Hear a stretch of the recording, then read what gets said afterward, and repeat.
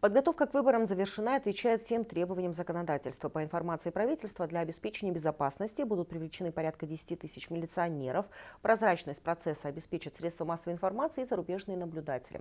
О том, как правительство планирует обеспечить законность выборного процесса, в репортаже Бекмамата Санбекулу. Парламентские выборы пройдут через считанные дни. Общее количество избирателей составило 3 523 554 человека. Избирательные участки готовы по всей стране и за ее пределами. Вместе с необходимым оборудованием их оснастили средствами дезинфекции.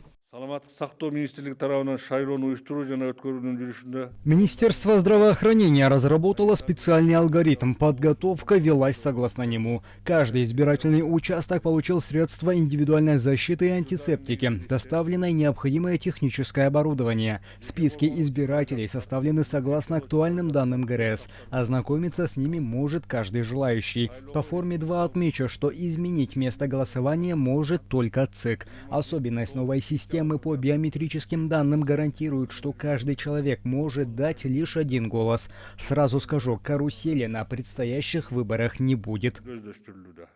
Общественную безопасность 4 октября обеспечат 10 тысяч милиционеров. Правоохранительные органы начали работу в усиленном режиме. К процессу привлечены и дружинники. Прозрачность выборов обеспечат средства массовой информации. Освещать процесс будет 91 телеканал, 27 радиостанций, а также редакции газет и интернет-ресурсов. Присутствовать будут и международные наблюдатели.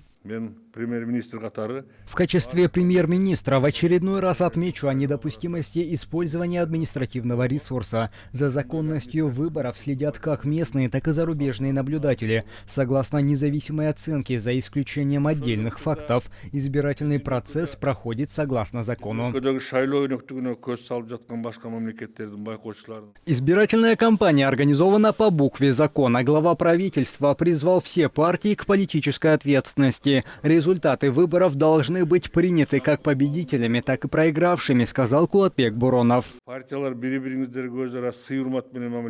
После оглашения результатов выборов их должны принять все участники процесса. После 4 октября никто не должен будоражить народ, особенно в период пандемии. Я очень надеюсь на политическую ответственность каждого кандидата и каждой партии.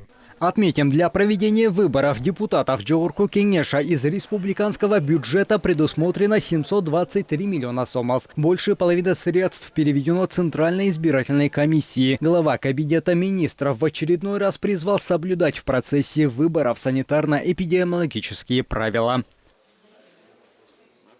Бекмамат Асанбекулу, Турар Анарбеков, ЛТР, Бишкек.